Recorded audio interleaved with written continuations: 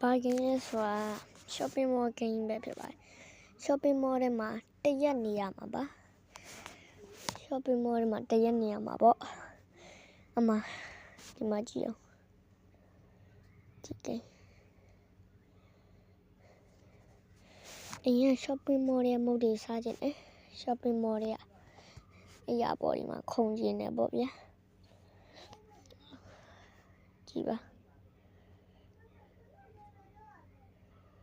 မိုက်ပါတယ် shopping mall ရတော့ဒီလူက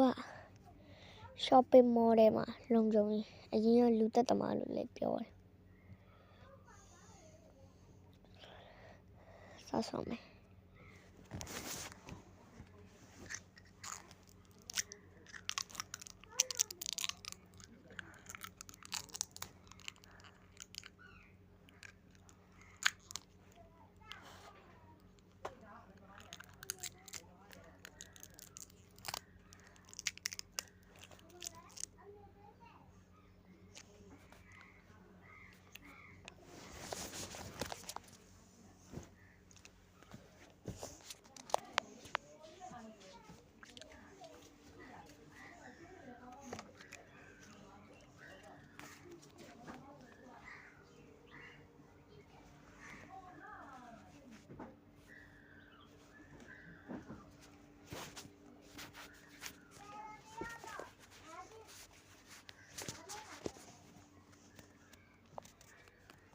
โอเค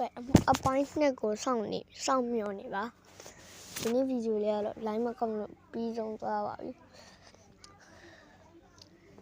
အပိုင်းနှစ်ကိုစောင့်နေပါအပိုင်းနှစ်တင်ပေးပါမယ်